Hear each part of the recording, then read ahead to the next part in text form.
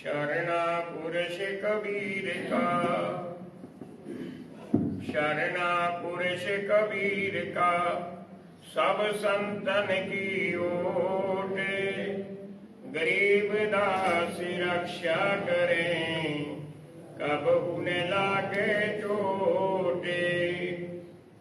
पूर्ण ब्रह्म कृपा निधान, सुन के शो करतार।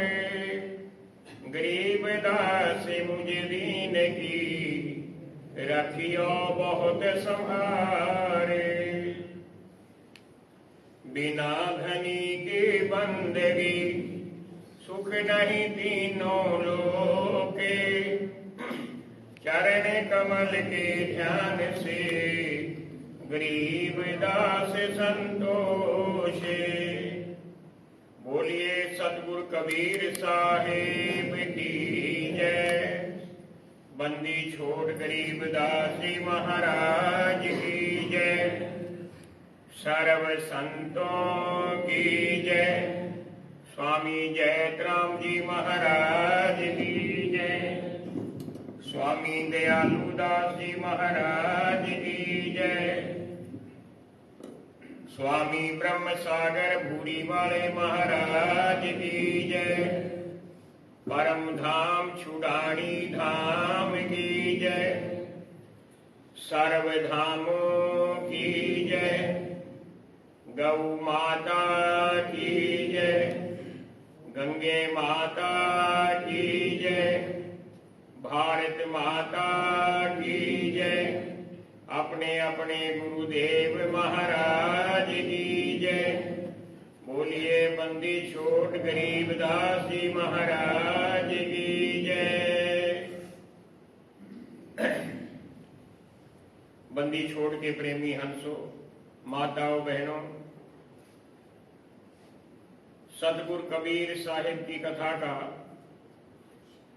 आज दूसरा दिन है। 4 जून की शाम तक ये कथा चलेगी। मौसम भी आज बहुत दूर तक खराब है। आज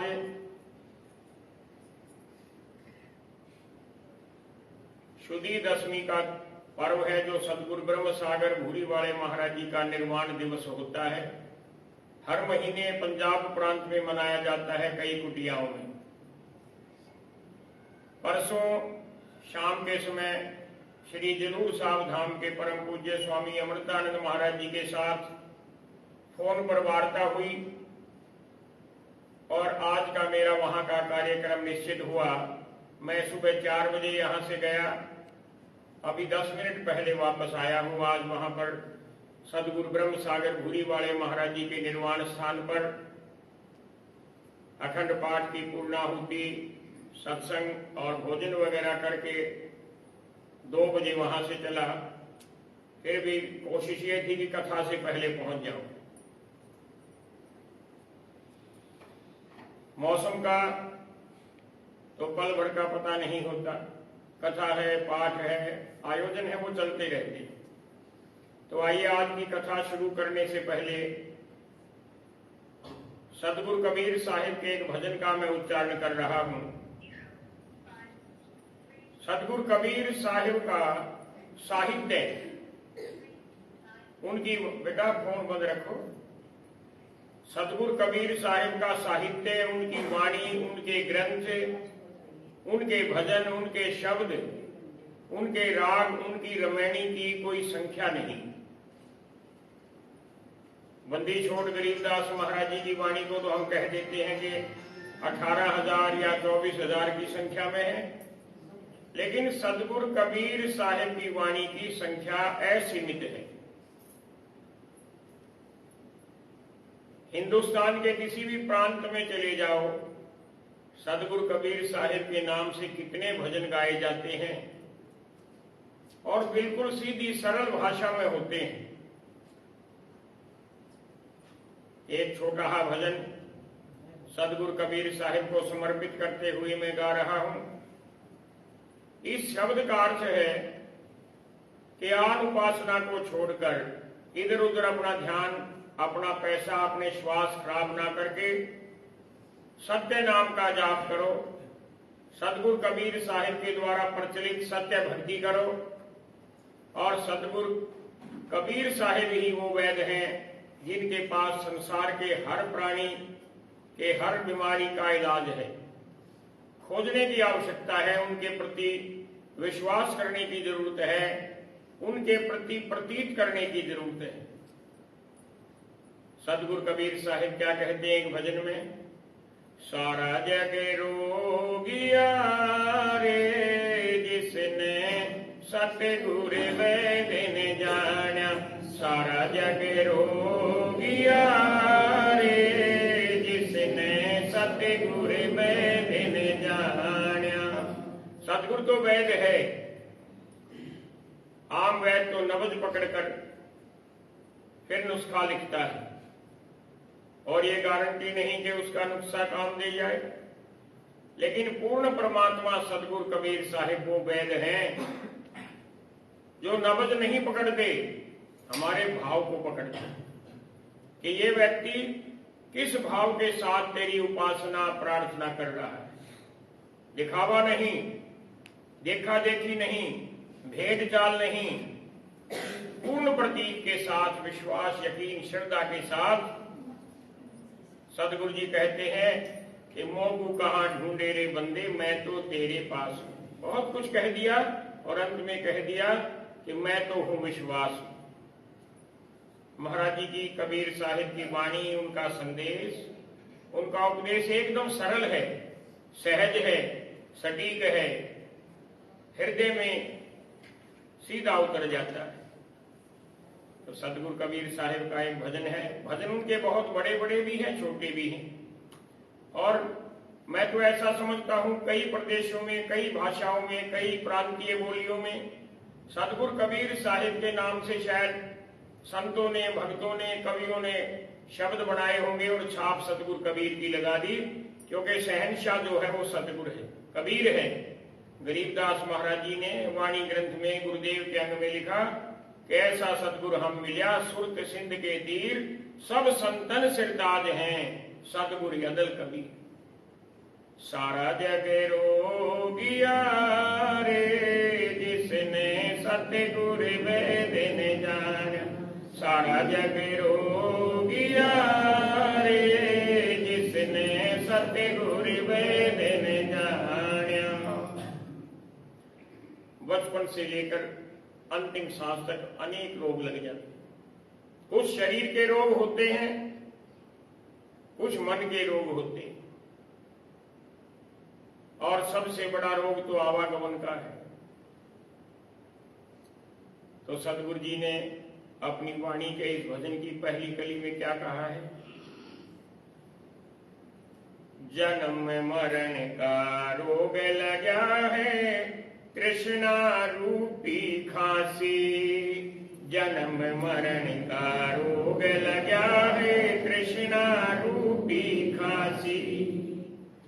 इतनी तृष्णा जीव के मन में है कि ये भी प्राप्त कर लूं, ये भी जीत लूं, लेकिन उच्चारण कर रहे हैं कबीर जिनके नौबत बाजती, मंगल बंदते बार। एक हरि के नाम बिन गए जन्म सब हार। नौबत कहते हैं शहनाई को, मंगल कहते हैं हाथी को। कोई बड़ा राजा, महाराजा, राणा, महाराणा, कोई छत्रपति, उनके दरवाजे पर शहनाई गूंजती रहती, मंगल गीत गाए जाते हैं, दरवाजे पर हाथी बंधे होते हैं, सेना है, सेनापति है, मंत्री परिषद है, फूल माला चढ़ाए जाते हैं। लेकिन अगर वो परमात्मा के नाम का सुमरण नहीं करते तो हर जगह उनकी हार है, जीत नहीं। इसलिए कबीर साहिब ने कहा कि जिनके नौबत बाजती मंगल बंदते बार, एक हरि के नाम बिन गए जन्म सब हार। गरीबदास महाराज जी ने इस बात की पुष्टि की और प्रेरणा दी कि राम रसायन पीजिए यो सरियो दाव, चला चली हो जाएगा, फिर आपको पछताना पड़ेगा। यही वर्तमान समय आपका कीमती है। पीछे क्या हुआ आपको नहीं पता, और पता है तो अब उसका कोई सुधार नहीं। आगे क्या होगा आपको पता नहीं, लेकिन वर्तमान का तो पता है कि हम क्या कर रहे हैं। इसलिए वर्तमान को सुधार लो। वर्तमान के सुधर जाने से पिछली गलतियां भी माफ हो जाती हैं और हमारी अगत भी बन जाती है, अगम में भी हमारी बात बन जाएगी। तो गरीबदास महाराज जी का कथन है, गरीब राम रसायन पीजिए यो अवसर यो दाव, फिर पीछे पछताएगा चला चली हो जावे। तो सदगुरु जी की वाणी के कबीर साहिब के भजन की बात कर रहा था। जन्म मरण का रोग लगा है कृष्णा रूपी खांसी, जन्म मरण का रोग लगा है कृष्णा रूपी खांसी, आवागमन की डोर गले में पड़ी काल की फांसी, सारा जग रोगिया रे जिसने सतगुर वेद ने जाना, सारा जग रोगिया रे जिसने सतगुर वेद ने जाना। जानने का अर्थ होता है उसका नाम जपना। वो उंगली से नहीं पहचाना जाता, नेत्रों से नहीं पहचाना जाता, वो तो शब्द के द्वारा पहचाना जाता है। उसके नाम का, उसके शब्द का जाप करेंगे तो उस तक हमारी पहुंच हो जाती, दूसरा कोई जरिया नहीं। बंदी छोड़ गरीबदास महाराज जी ने वाणी में लिखा है कि कोट गऊ जे दान दे, कोट जग जो नार, कोट कूप तीरथ खड़े मिटे नहीं जम। ये जो शुभ कर्म है, पवित्र कर्म है, ये हमारा पुण्य तो संचित करते हैं, लेकिन नाम के बिना कल्याण नहीं, मुक्ति नहीं, सुख नहीं। ये तुझे राजपाट कुछ चाहिए, पार ब्रह्म धर ध्यान। अगर राज की भी इच्छा है तो सदगुरु के नाम का जाप करो, सहारा लो। अगली कली में सदगुरु कबीर साहब ने क्या कह दिया, संसार जो है भेड़ चाल है। एक माई आएगी, महाराज जी नाम दे दो, वो अगले हफ्ते 10 दिन 20 दिन बाद किसी अन्य अपने साथ की महिला से बात करेगी, अरे तू वहां से नाम क्यों ले आई, चल मैं तेरे को दूसरी जगह से नाम दिलाती हूं। फिर वो वहां चली जाती है। कल्याण नहीं होता। पूर्ण प्रतीत के साथ नाम लेना चाहिए कि हम जिससे नाम ले रहे हैं वो कौन है, कैसा है, क्या बताता है, खुद उसका आचरण परमात्मा के प्रति कैसा है। जो परम तत्व है परमात्मा, उस तत्व को पहचानना है। तो सदगुरु कबीर ने वचन किए, देखा देखी गुरुमुख होगे किया ने तत्व विचारा, देखा देखी गुरुमुख होगे किया ने तत्व विचारा, गुरु चेला दोनों के सिर पे जम मारे पैजारा, सारा जग रोगिया रे जिसने सतगुर वेद ने जाना, सारा जग रोगिया रे जिसने सतगुर वेद ने जाना। एक अंधा आदमी आगे चल रहा है, दूसरा भी अंधा है, वो उसकी बांह पकड़ लेता है। आगे कुआं, खाई, पत्थर, नाली कुछ भी आएगा तो वह आगे वाला अंधा कैसे बचाएगा, उसको कुछ नहीं दिखाई दे रहा, दूसरे को क्या बचाएगा। तो सदगुरु कबीर साहब ने इस भेड़ चाल पर, बिना विचार के काम करने पर बड़ी करारी चोट की। साचा सतगुर कोई न ध्यावे, झूठा जगपति आया, साचा सतगुर कोई न ध्यावे, झूठा जगपति आया, अंधे माह गई अंधे की मार्ग कौन बताया, सारा जग रोगिया रे जिसने सतगुर वेद ने जाना, सारा जग रोगिया सतगुर वेद न जान्या। आप महाभारत देखते हैं, रामायण देखते हैं, पढ़ते हैं, कथा सुनते हैं। भगवान श्री राम के भाई लक्ष्मण को मूर्छा आ गई, कोई जतन नहीं बना। भगवान राम के चरण सेवक परमदास हनुमान जी को पता लग गया हिमालय में कहीं संजीवनी बूटी, पहचान थी नहीं, लगा दी छलांग, लंका से समुद्र को लांग कर हिमालय में चले गए।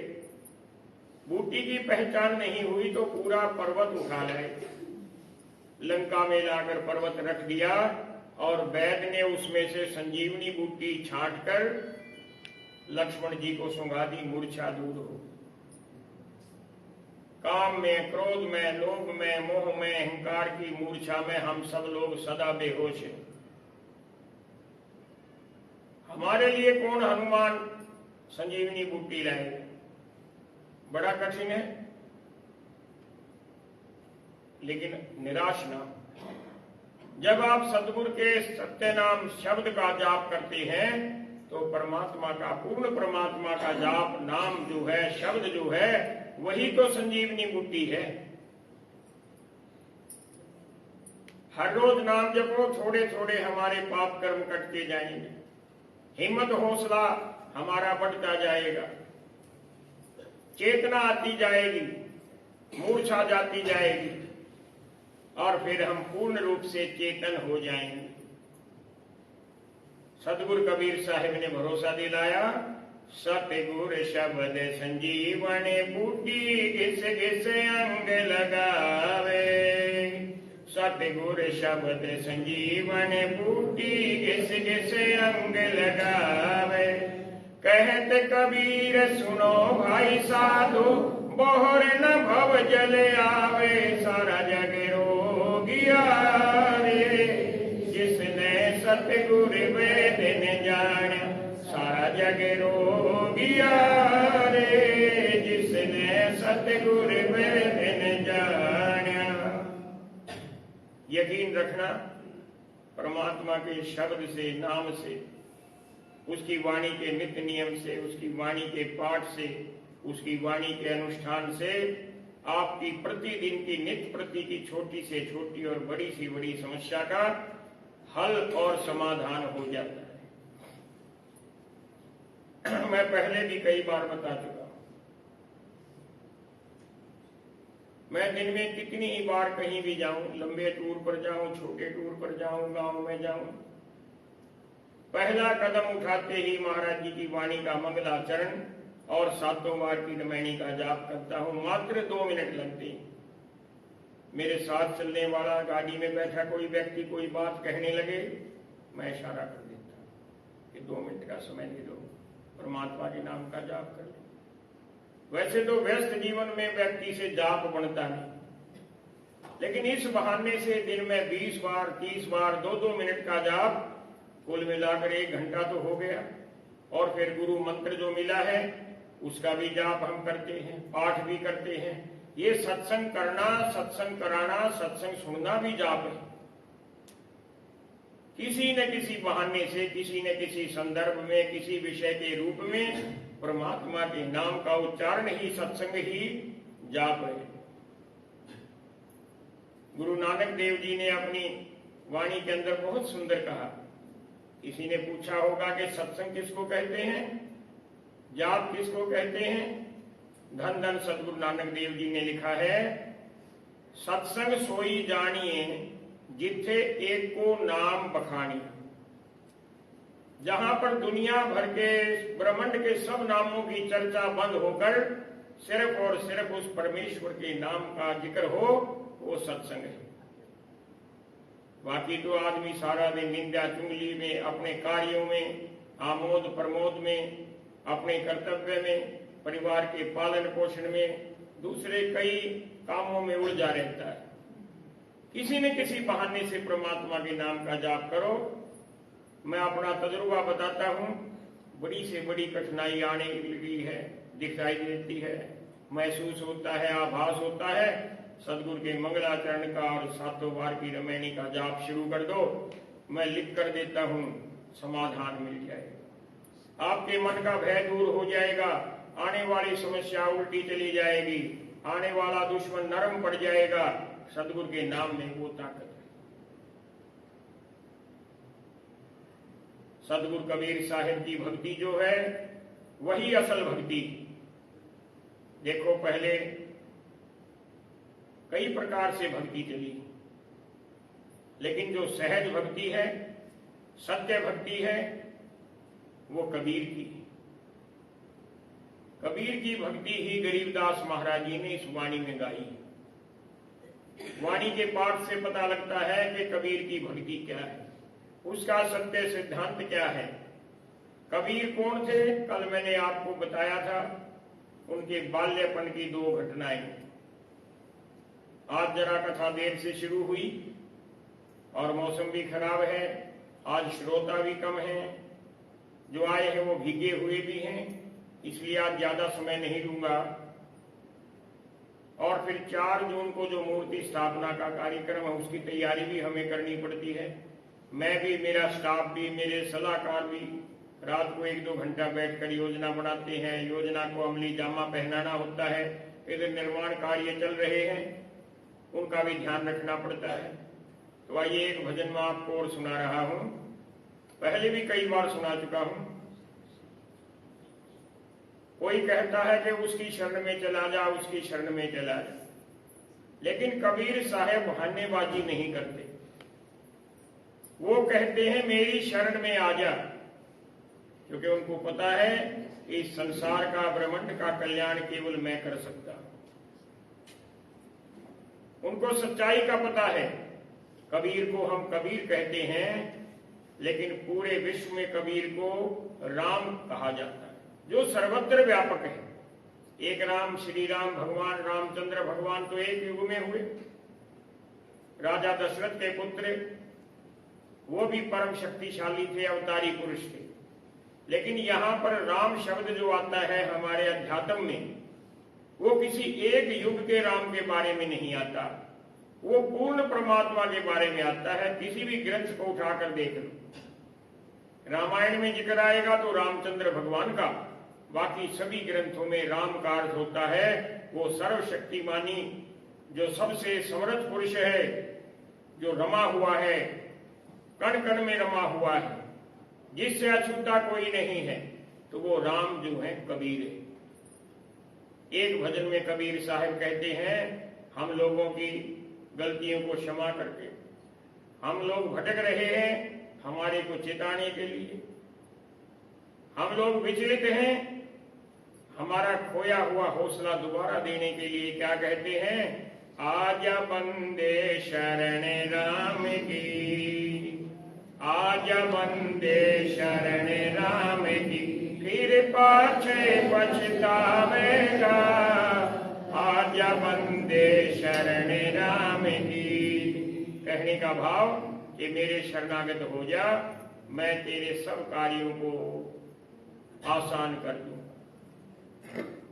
गरीबदास महाराज जी ने तो एक कदम और आगे बढ़कर कह दिया कि जो जन हमारी शरण है, वाका हूं मैं दास, जिसने मेरी शरण ले ली उसके हर काम की जिम्मेवारी मेरी।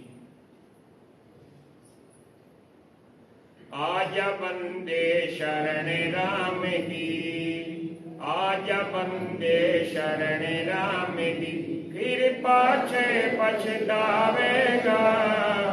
आजा बंदे शरण राम की। ये सारा संसार, ये सारी सृष्टि, ये सारे ब्रह्मांड नाशवान है, टिकने वाले नहीं, विनाश को प्राप्त होते हैं, जीव जंतु भी और ये भौतिक वस्तुएं। अगर कोई है तो वो पूर्ण परमात्मा है, जिसको राम कहकर कहा है कि राजा ने रैयत रहेगा न कोई, रहेगा चिदानंद उपजा न सोए। ना जिसकी उत्पत्ति होती है, ना जिसका विनाश होता है। तो ऐसे अविनाशी पुरुष राम सदगुरु कबीर साहब स्वयं पुकार रहे हैं। कितने रहम दिल हैं, कितने करुणा निधान हैं, कितने दया निधान हैं। हम लोगों की विपत्ति को वो देख नहीं सकते, सहन नहीं कर सकते, हमें पुकार रहे ताकि उनके शरणागत होकर वो हमारे हर रोग की दुआ कर दें। तो पहली कली में क्या लिखा है सदगुरु कबीर साहिब ने, जो हमारा मन है, बुद्धि है, चित्त है, मांस है, इंद्रियां हैं, ये सभी मिलकर एक मनुष्य का शरीर बनती है। और फिर अंदर से आत्म रूप से स्वयं परमात्मा विराजमान है। ये बालू जैसी भीत है, हवा के झोंके से इसका कुछ पता नहीं लग रहा। बालू की भीत पवन का खंबा, बालू की भीत पवन का खंबा, कब जग खैर मनावेगा, काल बली तेरे सिर पे खेले, काल बली तेरे सिर पे खेले, पूजा पकड़ ले जावेगा, आजा वंदे शरण राम की, आजा वंदे शरण राम की, फिर पाछे पछतावेगा, आजा वंदे शरण राम की। संसार के जितने भी मनुष्य हैं इनका कुटुंब होता है, कुनबा होता है। जितने संत हैं इनकी संगत होती है, जितने नेता हैं इनके वर्कर होते हैं, जितने अधिकारी होते हैं उनके नीचे कर्मचारी होते हैं। सबको मान होता है कि हम बहुत बड़े समूह के मालिक हैं। हमारे कुटुंब में, परिवार में, कर्मचारियों में, हमारे वर्करों में एक से एक बढ़कर शूरमा है। कालबली कैसे लेकर जाएगा, छुड़वा लेंगे। लेकिन सदगुरु कबीर साहिब कहते हैं इनको वो दिखाई नहीं देगा। काल बलि जो आता है, जम के दूत आते हैं, जम की सेना आती है, वो अदृश्य होती है, मात्र हमें दिखाई देगी, बाकी किसी को नहीं दिखाई देगी। तो छुड़ाएंगे कैसे?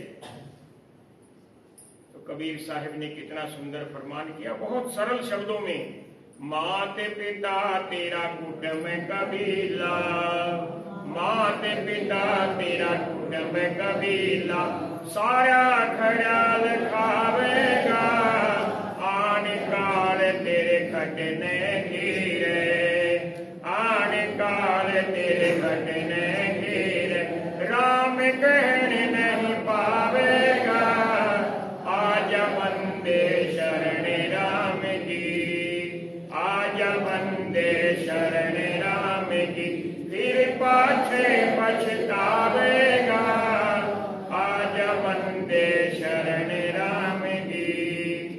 गरीबदास साहिब ने वाणी में लिखा है, नाम उठत नाम बैठत नाम सोवत जागवे, नाम खाते नाम पीते नाम से पीना। कितने तरीके बता दिए परमात्मा के नाम का, राम के नाम का जाप कैसे करो, कब करो, कितनी बार करो, कसर नहीं छोड़ी। लेकिन हम भूल जाते हैं, और जब जम के दूत आकर पकड़ कर ले जाते हैं, फिर कहते हैं भाई एक बार छोड़ दो, अब राम का जाप करें। उनको पकड़ने की तो पावर है, छोड़ने की पावर नहीं। अपराधी को पुलिस पकड़ लेती है, जमानत की या पैरोल की या छुट्टी की या बरी करने की पावर अदालत को होती है। फिर हम पछताते हैं कि समय रहते हमने जाप नहीं किया। इसलिए गरीबदास साहिब ने वाणी में लिखा कि राम रसायन पीजिए यो सरियो दाव, फिर पाछे पछताएगा चला चली होए जा। अगली कली में गरीबदास महाराज जी ने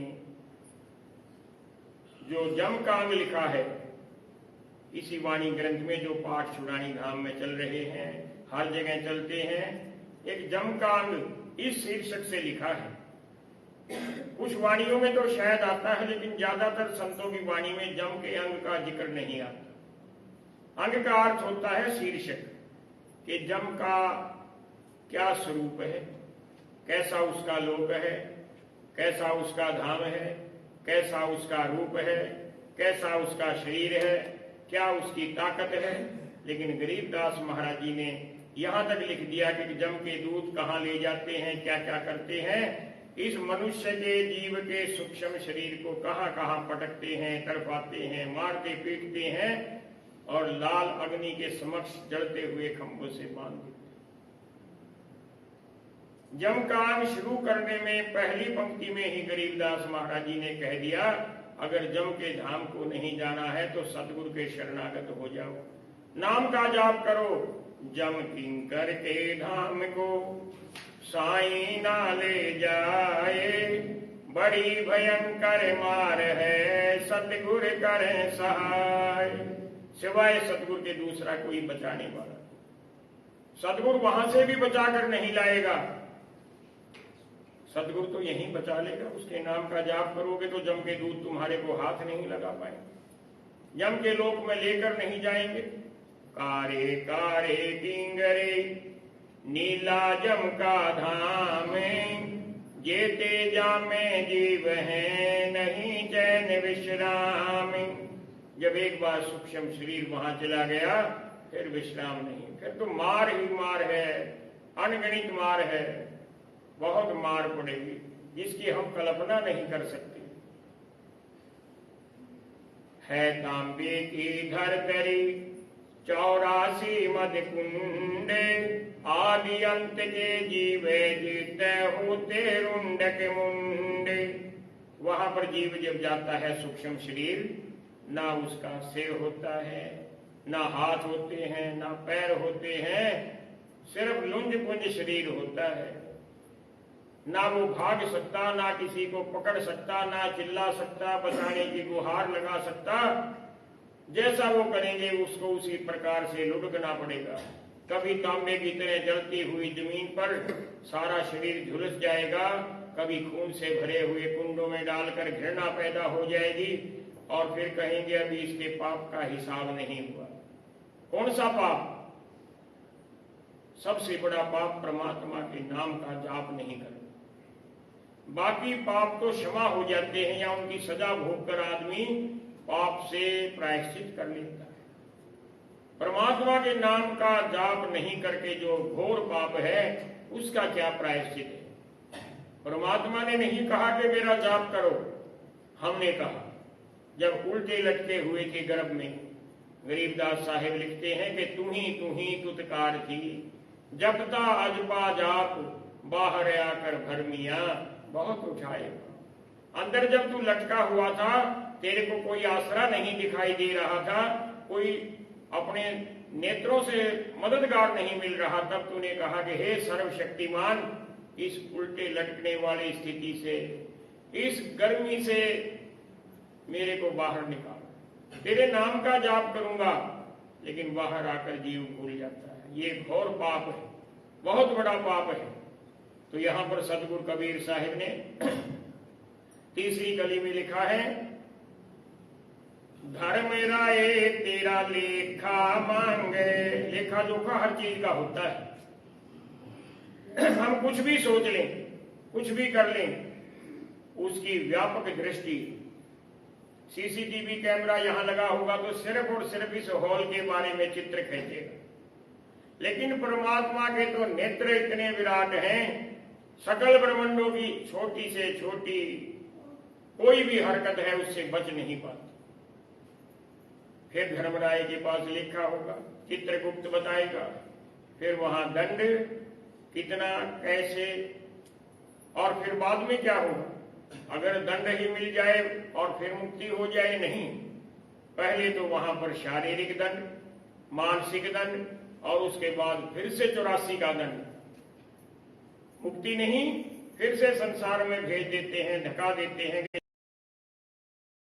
बन जा, कभी रीछ बन जा, कभी रेंगने वाला कीड़ा बन जा। ये जितनी भी जूनी है, इन सब जूनियों में दुख ही दुख है। सोच के बता दो, कोई एक जूनी ऐसी हो जो सुखी हो। हम कहते हैं शेर बड़ा है जंगल में, उसको देखकर सब जानवर भाग जाते हैं, डरते हैं, भय मानते हैं। शेर पानी पी रहा हो और नदी के ऊपर हाथी आ जाए, छोड़कर भाग जाता है, उसके मन में भी भय है। कुत्ता है, बिल्ली है, जो पालतू जानवर है, ये कितने डरते हैं एक दूसरे से। सब जीव एक दूसरे से भय खाते हैं। और आदमी का तो जिक्र क्या है, आदमी तो हर समय भय के दरिया में है। कभी पुलिस ना पकड़ ले, कभी समाज ना पकड़ ले, कभी परिवार ना पकड़ ले, कभी इनकम टैक्स वाले ना पकड़ ले, कभी परीक्षा में फेल हो जाऊं तो क्या करूंगा। बहुत से भय छोटे से लेकर बड़े आदमी तक रहते, और सबसे बड़ा भय रहता है कि एक दिन मृत्यु होनी है, उसी से आदमी डरता रहता है। जबकि मृत्यु तो निश्चित है। तो सदगुरु कबीर साहिब कहते हैं डरने की जरूरत नहीं, अपनी करनी को सुधार। परमात्मा के नाम का जाप कर ले। धर्म राय तेरा लेखा मांगे, धर्म राय तेरा लेखा मांगे, वह क्या बात बतावेगा, लाल खाम के बांध्या जागा, लाल खाम के बांध्या जागा, वह तन कौन छुटावेगा, आजा बंदे शरण राम की, आजा बंदे शरण राम की, फिर पाछे पछतावेगा, आजा बंदे शरण राम की। घुमा फिरा कर बात वहीं आ जाती है, दूसरा कोई उपाय नहीं, सिवाय नाम जपने के दूसरा कोई उपाय नहीं। करोड़ों ही जतन ये जीव कर ले, मुक्ति भी और भय की समाप्ति भी सिर्फ नाम के जपने से। और फिर क्या करना चाहिए? करने को तो बहुत से काम आप करते हैं, लेकिन यहां पर सतगुरु कबीर साहिब दो काम बहुत बड़े बताते हैं। कौन से काम हैं? परमात्मा के नाम का लेना, और किसी भी पात्र व्यक्ति को जिसको जरूरत हो, मदद नहीं मिल रही हो, तो किसी न किसी रूप में उसको कुछ न कुछ देना, लेना देना। लेना देना तो हम करते रहते हैं, संपत्ति खरीद लेते हैं, जमा कर लेते हैं बैंक में पैसे को, ब्याज पर दे देते हैं, अपने ऊपर लगा लेते हैं, नशों में लगा लेते हैं। ये सारा लेन देन है, ये झूठा है। असल लेन देन है परमात्मा के नाम का लेना और दूसरे की मदद का देना। ये जो हम संसार का लेना देना करते हैं, ये तो धरा ढका रह जाता है, किसी काम का नहीं। लेकिन जो परमात्मा के नाम का लेना और दूसरे को मदद के रूप में कुछ देना, ये हमारे पुण्य कर्म संचित हो जाते हैं और पूर्ण मुक्ति को प्राप्त हो जाते हैं। कल मैं परसों एक वीडियो देख रहा था, मैंने उस पोस्ट को शेयर भी किया। 92 साल की एक बूढ़ी औरत है, मैं नहीं जानता किस प्रदेश की है, एक रेलवे स्टेशन के ऊपर गर्मी के मौसम में गाड़ी के अंदर बैठे हुए लोगों को जल पिला रही। उसमें लिखा हुआ है कि 92 साल की हो गई, लेकिन इसने व्रत ले रखा है कि आते जाते लोगों को जिंदगी भर अंतिम सांस तक पानी पिलाओ। उसको कहते हैं देना। उसने किसी से पैसे नहीं लेने, कोई फोटो नहीं खिंचवाने, वो फोटो तो पता नहीं किसने खींच कर डाल दिया, लेकिन उसका एक फोटो करोड़ों लोगों के हृदय को छू जाता है। धन है ऐसी माई जिसने परोपकार को अपना कर्तव्य बना रखा है, और निश्चित रूप से वो परमात्मा के नाम का जाप करती होगी, तभी तो उसको ऐसी सद्बुद्धि आई। तो कबीर साहिब के इस भजन की अंतिम कली में क्या कहते हैं सतगुरु जी? लिया दिया तेरे संग चलेगा, दया ढका रह जावेगा, कहते कबीर सुनो भाई साधु,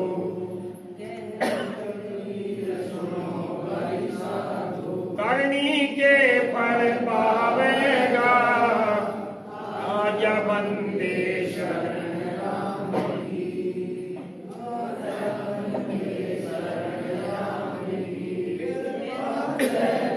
पछतावेगा,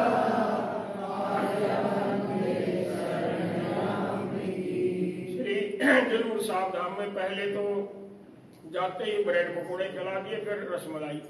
गला तो खराब होना ही था। अब महापुरुषों का दिया हुआ प्रसाद मना भी नहीं कर सकता।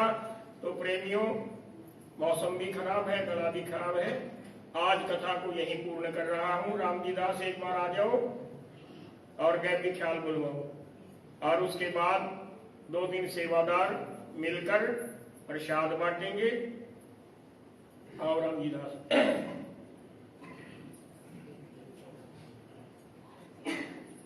इधर आ जाओ, और आगे आ जाओ, और आगे आ जाओ।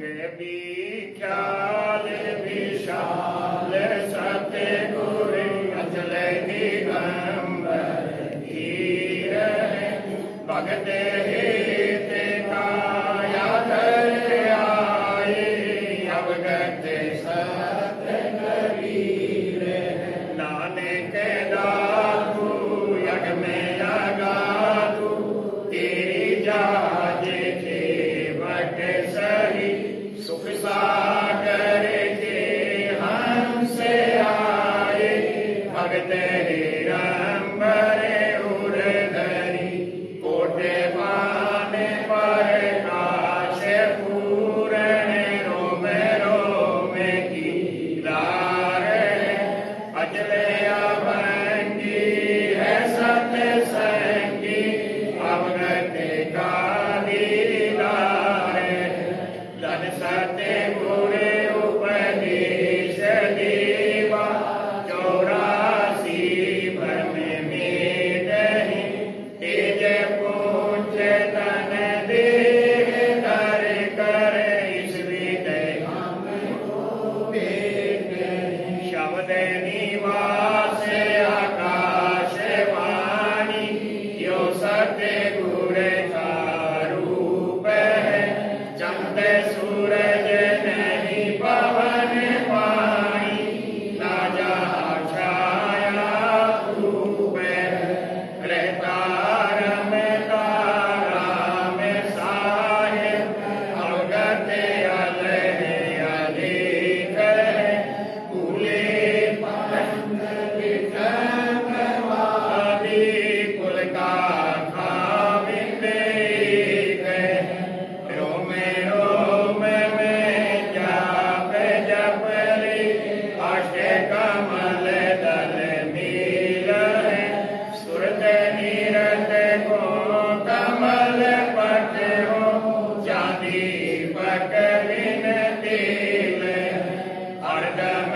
खोज अनोज हाजर त्रिवेणी एक तीर है तासे गरीब कबीर सत्य गुरु बंदी छोड़ कबीर है हरदम खोज अनोज हाजर त्रिवेणी के तीर है दासे गरीब तबीब सत्य गुरु बंदी छोड़ कबीर है बंदी छोड़ कबीर साथ सारे प्रसाद बांटो भाई। कल कौन कौन थे? प्रसाद पंडित जी प्रसाद बांटो, शब्द वाणी बोलिए, सुना दिए, रिकॉर्ड रखना चाहिए। बोलो बंदी छोड़ जी महाराज की जय। गरीब शरण पुरुष कबीर का सब संतन की ओट गरीब दास रक्षा करे कबीर लागे चोट